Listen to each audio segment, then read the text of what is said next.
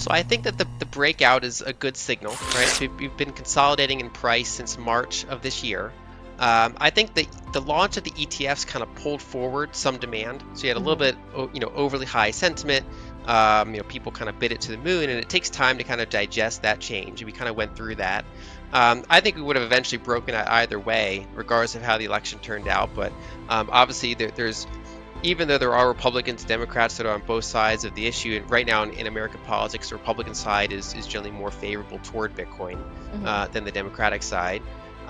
There's talks about a strategic reserve, explicit statements that people should be able to custody their own coins, or, and maybe even have it not be taxed. And as Bitcoin's price climbs, financial analyst Lyn Alden explores the forces propelling the surge and its potential to keep going in a conversation with Natalie Brunell.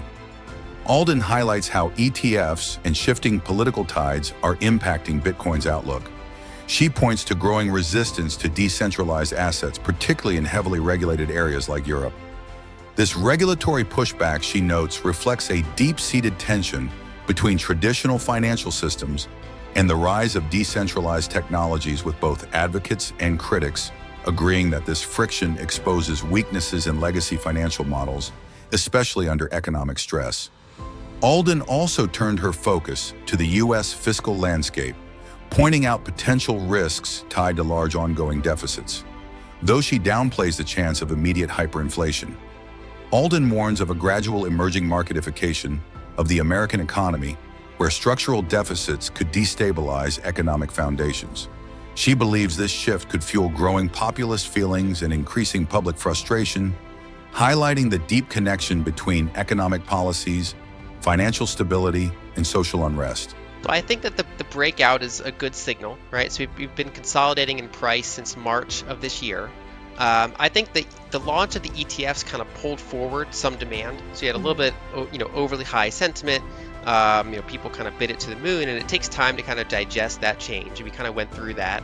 I think we would have eventually broken out either way, regardless of how the election turned out. But obviously, there's even though there are Republicans and Democrats that are on both sides of the issue, and right now in American politics, the Republican side is generally more favorable toward Bitcoin than the Democratic side. There's talks about a strategic reserve, explicit statements that people should be able to custody their own coins, or, and maybe even have it not be taxed. And so I generally take the under on major changes. So like, would I guess in 4 years from now, do we have a gigantic Bitcoin reserve, or is Bitcoin tax-free? That'd be cool. I wouldn't really base my investment decision on that being the case. But in general, that I'm not making a statement around politics, but basically in terms of this specific industry, that was generally seen by the market as the more favorable choice. I think that where I'm also more conservative is around privacy.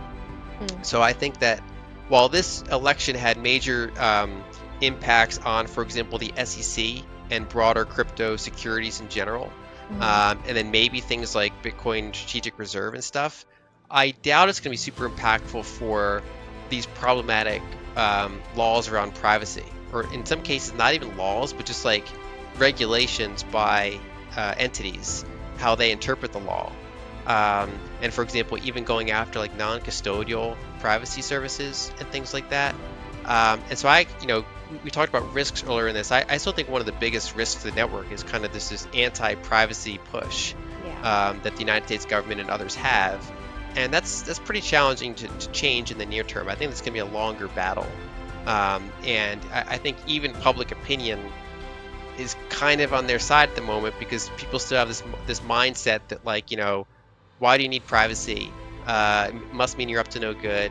Or, kind of Bitcoin's only used by like money launderers and druggies. And it's kind of still the mindset that a lot of people have. And that's why I think that education is so important, and the work you're doing to keep educating about it. In general, I'm pretty bullish for 2025. I think that liquidity is probably going to be pretty good over the next 12 months. And I generally expect Bitcoin to probably be higher 12 months from now than it is now. Obviously, no guarantees.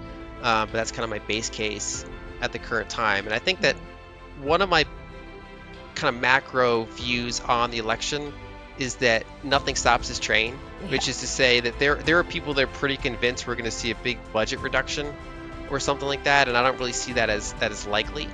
When we look at major areas of government spending, it's mostly actually not on, kind of certain bloated government employee areas. It's actually these really big core areas, things like Medicare, Medicaid, Social Security, defense, and interest. And that kind of alone is like 100% of tax receipts. And one of the things I found interesting is that you've had somewhat of a shift in the Republican Party over the past decade, which is that if you go back a decade, that was kind of the Paul Ryan era, which was, kind of a more push toward trimming some of those areas.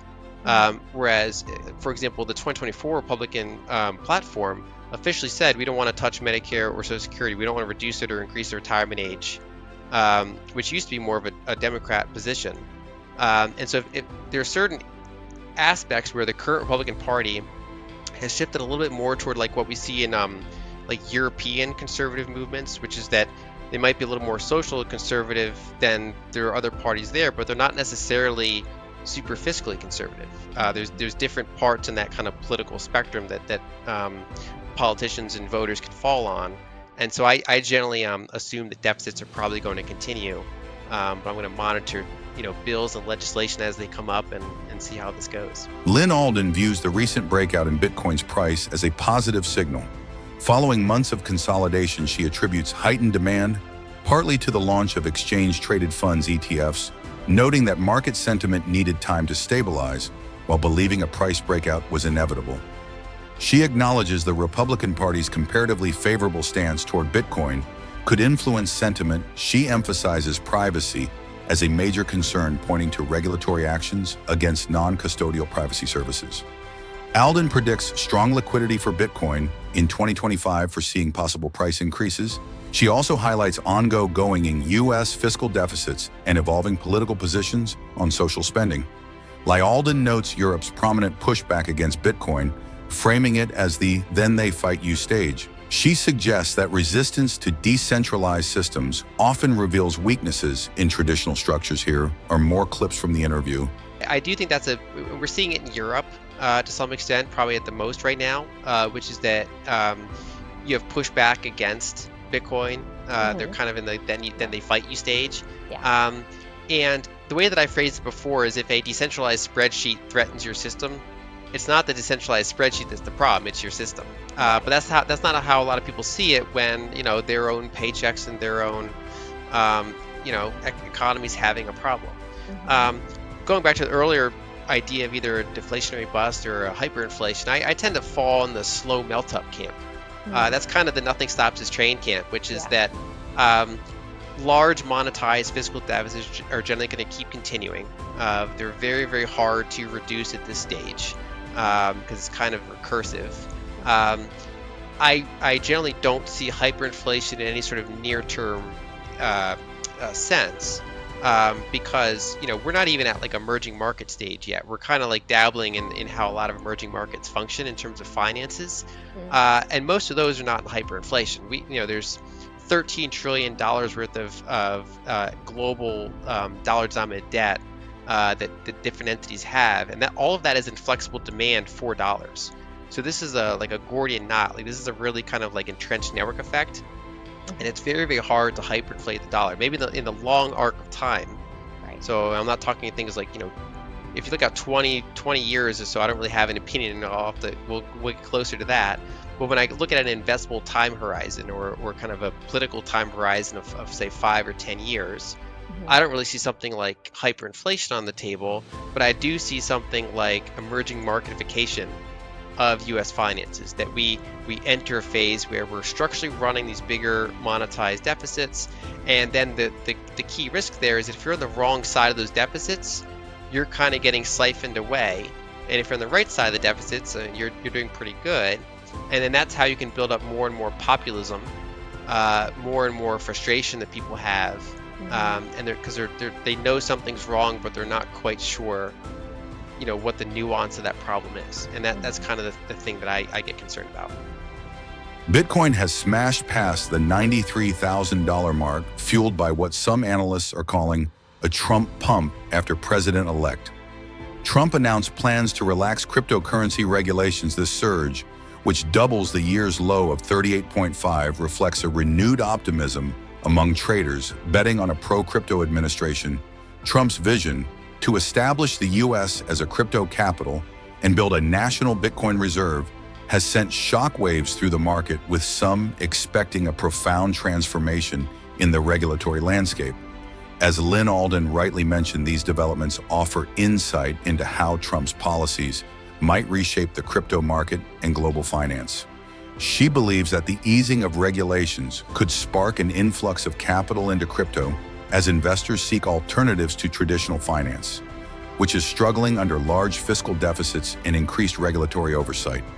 Alden suggests that the friction between legacy financial systems and digital currencies like Bitcoin reveals structural vulnerabilities in traditional finance, especially as more investors turn to decentralized assets in search of stability. Trump's plans to remove SEC Chair Gary Gensler have stirred optimism among crypto supporters, many of whom view Gensler's tenure as overly restrictive. Alden points out that the potential regulatory shift aligns with growing momentum in crypto ETFs, which have recently seen record inflows, with Citigroup reporting a $1.38 billion boost on November 7th. This increase in institutional interest, along with Trump's proposed deregulation, has also lifted other digital assets, with Ethereum topping $3,200 and Dogecoin hitting a 3-year high. Alden notes, however, that this potential growth comes with risks. She warns that unchecked fiscal deficits could push the U.S. economy toward emerging marketification, where economic instability could threaten financial health over time. Yet she also acknowledges that a favorable regulatory approach could strengthen crypto adoption as more institutions embrace decentralized finance. The next few years, she believes, could be transformative, setting the stage for Bitcoin's mainstream adoption and a reshaped global financial system, with Bitcoin's price shooting up. What do you think is driving the surge? Is it the push for more privacy and decentralization? Or is it all about winning over regulators to keep the momentum going? Don't forget to like and subscribe to the video, and let's keep the bull run going.